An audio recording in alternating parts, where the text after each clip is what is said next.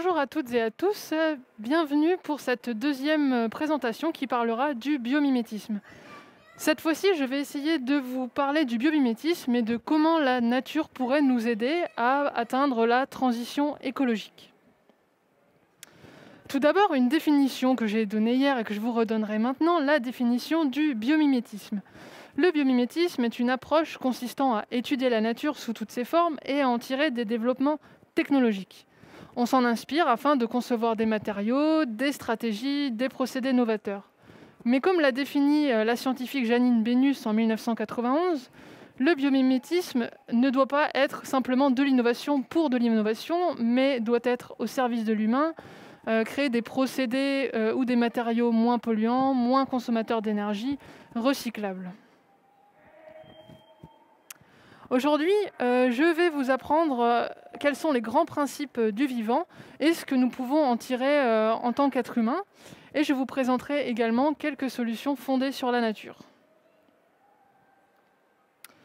Alors, tout d'abord, les grands principes du vivant. Je vais vous en présenter quelques-uns, pas tous, mais j'espère que ça vous aidera un petit peu à mieux comprendre. Ce sont des principes fondamentaux et qui sont une source inépuisable d'inspiration pour construire des sociétés humaines plus résilientes et plus durables. Vous allez comprendre pourquoi. Premier grand principe, la vie utilise les déchets comme ressources. Ou plutôt, la notion de déchets n'existe pas en fait dans la nature. Dans les écosystèmes, tout est ressource. Par exemple, dans une forêt, tous les éléments qui vont tomber au sol, que ce soit les branches, les feuilles, mais aussi les animaux morts, tout cela va être recyclé, décomposé par tout un cortège d'êtres vivants, des bactéries, des champignons, des invertébrés comme des insectes. Tout ça va contribuer à la décomposition de cette matière organique et à sa reminéralisation. Ça veut dire que tous ces éléments vont à nouveau être disponibles pour les plantes qui vont pouvoir puiser ces minéraux grâce à leurs racines et s'en servir pour se développer par la suite. Autre grand principe, la vie nous rend des services écosystémiques, autrement dit, la vie favorise la vie. Comment expliquer ceci? L'idée est que en fait, la vie s'auto-entretient. C'est-à-dire, si je vous donne l'exemple d'une forêt, la forêt, l'écosystème forêt va en fait assurer les besoins physiologiques des êtres vivants qui y vivent, à savoir, elle va leur fournir de quoi se nourrir, elle va leur fournir de l'eau, mais la forêt va également jouer un rôle d'épuration de l'eau, c'est-à-dire que en passant dans le sol et en étant puisée par les arbres, l'eau va être naturellement purifiée. La forêt va également jouer un rôle dans la régulation du climat, en maintenant toujours un climat humide et frais. Et la forêt va également fournir un certain nombre de substances médicinales dont certains animaux, comme les chimpanzés, se servent pour se soigner. Donc les services écosystémiques en fait, rendent service à la nature en elle-même, mais vont également servir à l'homme. Par exemple, le ver de terre, qui est un petit animal qui paraît insignifiant, mais qui est en fait le meilleur ami du jardinier, le ver de terre rend un service écosystémique très important, puisque c'est lui qui est l'architecte, le garant de la fertilité du sol. En creusant ses galeries et en mangeant, consommant de la terre, il va contribuer donc à l'aération du sol et à sa fertilisation. Donc des services écosystémiques, il en existe de toutes sortes. Autre grand principe, la vie mise sur la coopération et la symbiose. Contrairement à ce qu'on pourrait penser et à ce que parfois on essaye de nous faire croire depuis qu'on est enfant, la compétition n'est pas la stratégie gagnante à tous les coups. Ce n'est pas ce qu'il y a de plus efficace d'un point de vue stratégique. Pourquoi ? Parce qu'entrer en compétition pour deux organismes, deux espèces, en fait, ça va demander de l'énergie. De l'énergie pour se battre, pour gagner, pour affronter l'autre espèce. Et cette énergie qui est investie dans la compétition ne sera pas investie dans la recherche de nourriture et dans la reproduction, ce qui est pourtant essentiel pour une espèce. Alors qu'en se basant sur la coopération, la coopération, c'est bénéfique pour les deux, en fait. Les différentes espèces qui vont être impliquées dans une coopération vont s'entraider. Et le fait de s'entraider, de travailler ensemble, elles vont pouvoir se protéger des prédateurs, elles vont être plus efficaces dans la recherche de nourriture. Et donc coopérer, en fait, c'est simplement une association qui sera à bénéfice réciproque. Ça veut dire que tous les individus, toutes les espèces impliquées dans la coopération vont en tirer un avantage, alors que la compétition, c'est souvent au détriment de l'un et de l'autre. Il y a beaucoup d'exemples en fait, de coopération dans la nature. Un des exemples que j'ai choisi de mettre ici, c'est celui du poisson clown et de l'anémone. L'anémone émet des substances toxiques, en fait, elle est empoisonnée, et elle va protéger en fait, le poisson clown des prédateurs, puisque le poisson clown ne sera pas touché par les molécules toxiques. Et donc, en échange de la protection de l'anémone, le poisson clown va lui fournir de la nourriture. C'est donc bien bénéfique pour les deux partenaires. Donc, il y a énormément d'exemples comme ça de coopération, bien plus que ce qu'on imagine. Un autre grand principe, la vie mise sur la diversité. En fait, les écosystèmes qui sont les plus résilients, ça veut dire les écosystèmes qui résisteront le mieux à une perturbation comme une sécheresse, une épidémie, une crue, sont les écosystèmes qui ont la biodiversité la plus importante. En fait, avoir le plus de biodiversité, être complexe, va permettre d'avoir plein d'espèces, beaucoup d'espèces qui vont finalement réaliser un petit peu le même travail et donc d'avoir des doublons.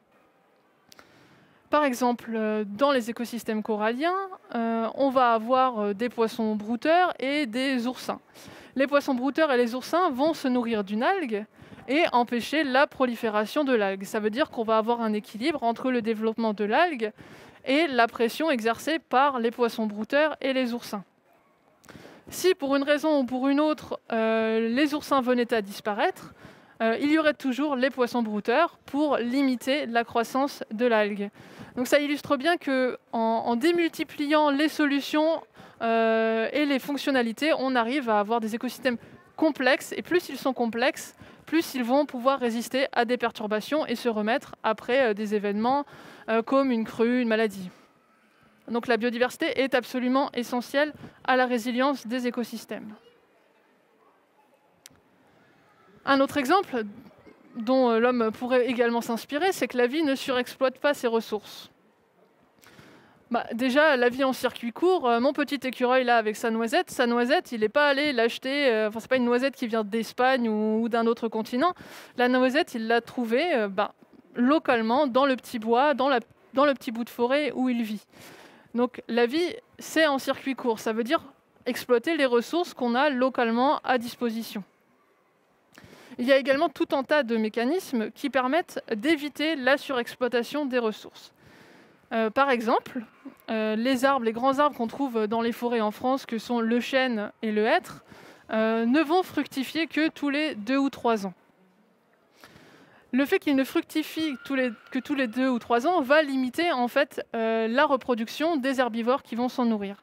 C'est-à-dire que dans les forêts, on va trouver chevreuils, sangliers, cerfs. Tous ces animaux vont être très gourmands et se nourrir des faines et des glands. Comme il n'y en a pas à disposition tout le temps, eh bien, ils ne vont pas se reproduire en quantité. Ils vont limiter leurs descendants pour s'assurer qu'il y ait toujours à manger. Et les années où il y aura beaucoup de fructification, beaucoup de fruits, en fait, il en restera toujours suffisamment pour que des graines puissent germer, ne soient pas mangées et ainsi assurer le renouvellement de la forêt. Et de manière générale, on constate que la croissance des populations de proies et de prédateurs se suivent en fait, de sorte que c'est la quantité de proies disponibles qui va limiter la croissance des prédateurs, et ça suit des cycles en fait.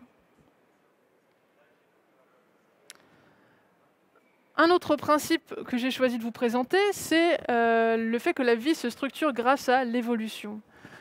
À notre échelle très courte d'être humain, en fait, on a l'impression que la vie est stable, qu'elle ne bouge pas, que ce qui a été, finalement, c'est toujours un petit peu la même chose et qu'il ne se passe pas grand-chose. Même si les changements globaux qu'on vit actuellement sont en train de montrer un petit peu que finalement ça bouge. En fait, la vie ne s'arrête jamais. Elle évolue perpétuellement. Et pour voir cette évolution perpétuelle, il suffit d'observer ce qu'il se passe, par exemple, dans un jardin laissé à l'abandon. Le jardin laissé à l'abandon ne va pas rester un joli jardin. En fait, il va évoluer et se transformer. Et donc, c'est cette dynamique constante qu'on appelle évolution. L'évolution, elle est également présente sur les organismes qui vont petit à petit évoluer, s'adapter à leur environnement. Ainsi, c'est la pression de l'environnement sur l'ours polaire, donc la pression de ce climat arctique extrêmement rude, qui en a fait une créature qui est parfaitement adaptée à la neige, au froid, à la glace. Donc tous ces grands principes nous montrent qu'au-delà de l'innovation technologique, s'inspirer de la nature par le biomimétisme nous ouvre une voie nouvelle vers une utilisation plus durable des ressources de la planète. Donc ces grands principes du vivant, en fait, sont fondateurs et s'en inspirer nous apporterait énormément de solutions au niveau des déchets, au niveau des ressources, au niveau de la structure même de nos sociétés. Donc c'est vraiment très intéressant de bien comprendre ces principes. Donc, la nature, en fait, a trouvé toutes sortes de solutions aux problématiques qui lui étaient posées bien avant que l'homme arrive et y mette son grain de sel. Et finalement, en fait, la nature n'a pas vraiment besoin de l'homme pour faire ce qu'elle fait le mieux, à savoir se développer, croître, se diversifier. Elle fonctionne très bien toute seule. Et donc, en fait, protéger la nature et simplement la laisser faire ce qu'elle fait de mieux pourrait rendre service à l'homme. Ce qui nous amène aux solutions fondées sur la nature. Qu'est-ce que c'est les solutions fondées sur la nature? En fait, c'est l'idée qu'on laisserait, qu'en protégeant la nature, en s'appuyant sur les écosystèmes, on pourrait relever un certain nombre de défis globaux, comme la lutte contre les changements climatiques, la gestion des risques naturels, la santé, l'accès à l'eau, la sécurité alimentaire. Enfin voilà, je pense que vous voyez à quels défis globaux je fais allusion. Oui, parce que la nature nous rend service et simplement lui laisser une place, mieux comprendre comment elle fonctionne, permettrait de répondre à ces enjeux locaux, outre bien sûr la préservation du patrimoine naturel. Donc je vais vous donner quelques exemples de solutions fondées de la nature, de solutions pour lesquelles en fait s'appuyer sur la nature permettrait de résoudre un certain nombre de problèmes. Par exemple, parlant de l'eau, la lutte contre les inondations. Notamment avec la sécheresse qu'on a connue cet été, le risque d'inondation est bien sûr accru, puisque les sols ne sont plus capables d'absorber l'eau. Donc dès qu'il va pleuvoir, ça va poser un certain nombre de problèmes. Or, les milieux humides jouent naturellement un rôle d'éponge. Donc en fait, l'eau va simplement s'infiltrer dans le sol et pourra être restituée en période de sécheresse. Et donc ces milieux humides qui jouent leur rôle d'éponge permettent de limiter à la fois les phénomènes d'inondation en absorbant l'eau en trop et de sécheresse en restituant par la suite cette eau. Et donc restaurer des zones d'expansion de crues, par exemple des zones inondables qu'on va simplement laisser être inondées et absorber le trop-plein d'eau permettrait et permet toujours aujourd'hui de protéger, par exemple, les villes ou les villages du risque d'inondation. Et donc, protéger les zones habitées. Donc, voilà un exemple de comment aménager des zones humides, des zones d'expansion de crues, en fait, et simplement laisser faire le boulot de la nature nous permettrait de lutter contre les inondations. Toujours sur la problématique de l'eau, améliorer la qualité de l'eau.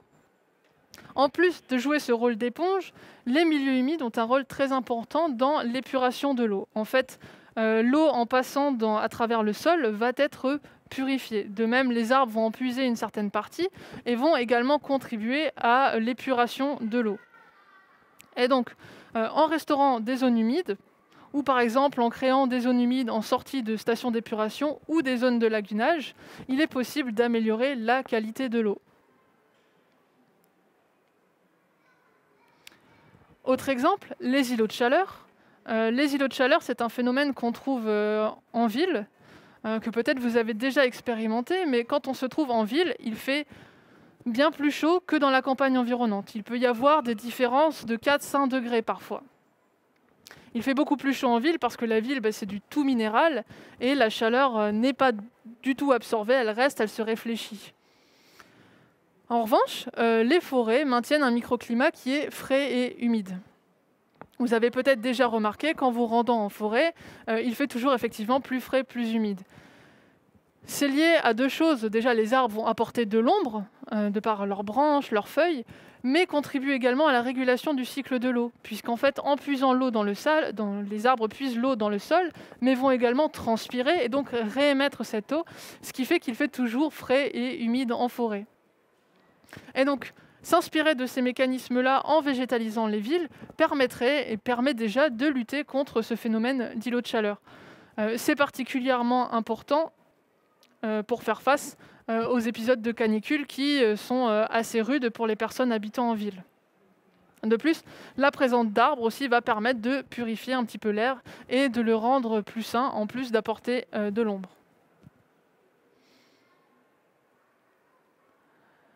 Un autre exemple, produire de la nourriture.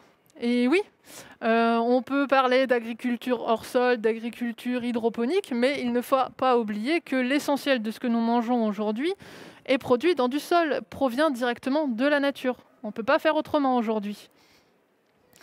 Et ce qu'il faut savoir aussi, c'est que les écosystèmes naturels, en fait, sont très productifs grâce à leur grande diversité, sans avoir besoin de l'homme. Si on reprend l'exemple de la forêt, il n'y a pas besoin d'aller bien loin et d'aller chercher la forêt amazonienne. Les forêts en France sont capables de nourrir une multitude d'espèces. Des oiseaux, des mammifères comme les chevreuils, les sangliers, les renards, mais aussi toutes sortes d'insectes, toutes sortes de plantes. Les écosystèmes, naturellement, sont extrêmement productifs et fournissent et savent répondre à tous les besoins des êtres vivants qui vivent dans ces milieux-là, sans qu'il y ait besoin de la patte de l'homme. Et donc, on pourrait aussi s'inspirer du fonctionnement très productif des écosystèmes dans les pratiques agricoles. C'est notamment ce que propose l'agroécologie, où dans ces pratiques-là, on essaye d'imiter le fonctionnement naturel des écosystèmes, de la nature, et de l'appliquer aux cultures. Donc ça peut être par exemple les cultures permanentes, plutôt que d'avoir des cultures annuelles qu'on va ensuite récolter puis replanter, peut-être se baser sur des cultures permanentes. La forêt, les arbres sont essentiellement des cultures permanentes, mais également associer des cultures entre elles. Vous trouverez dans la nature aucun écosystème où il n'y a qu'une seule espèce. Je vous l'ai dit, pour être résilient, les écosystèmes doivent être le plus diversifiés possible. Et donc, en associant des cultures différentes espèces, on pourrait également augmenter la productivité et la résilience des systèmes agricoles. De même, le non-travail du sol. Dans la nature, il n'y a pas de labourage profond des sols. Et donc, ne pas travailler le sol, c'est également s'inspirer du travail des vers de terre et un petit peu laisser faire.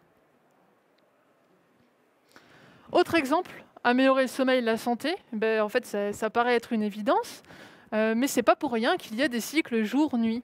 Eh oui, en fait, le cycle jour-nuit est très important pour le développement de la plupart des espèces, y compris les humains. On a démontré que l'éclairage nocturne en fait, perturbait énormément les plantes comme les animaux. Par exemple, les oiseaux migrateurs qui migrent principalement la nuit sont complètement perturbés par les lumières. Ça va également modifier le comportement des animaux, avec des oiseaux par exemple qui vont chanter en pleine nuit. Et on a aussi montré que cette pollution lumineuse et en fait la lumière la nuit perturbe aussi les humains et ce pourrait être à l'origine de certains troubles, de troubles du sommeil, de fatigue, éventuellement même de l'apparition de cancer. Donc on a vraiment besoin de ce cycle jour-nuit. Et donc réduire l'éclairage et donc retourner à un fonctionnement beaucoup plus naturel et réduire l'éclairage nocturne permettrait de préserver en fait la santé et d'améliorer la qualité de vie de tous les gens qui vivent en ville. Sans compter que ça permettrait de faire d'énormes économies d'énergie puisque l'éclairage nocturne représente environ 30% du budget énergétique des communes. Donc c'est vraiment pas une petite économie. Oups. Hop. Donc voilà quelques exemples de solutions fondées sur la nature où en fait la nature nous apporterait des solutions aux problèmes que nous rencontrons aujourd'hui. Et en fait le biomimétisme aussi nous enseigne, nous apprend à être aussi un petit peu humble vis-à-vis de cette nature qui a déjà tout inventé et trouvé énormément de solutions. Et le biomimétisme, c'est aussi accepter que finalement, on n'y arrivera pas forcément avec le tout technologique et qu'il faut savoir se dire que finalement, il y a quelque chose qui fonctionne très bien et c'est la nature, et peut-être lui laisser un petit peu d'espace et la chance de pouvoir faire ce qu'elle fait le mieux. C'est aussi un petit peu ça le biomimétisme. Voilà, je vous remercie de m'avoir suivi et vous souhaite une bonne après-midi.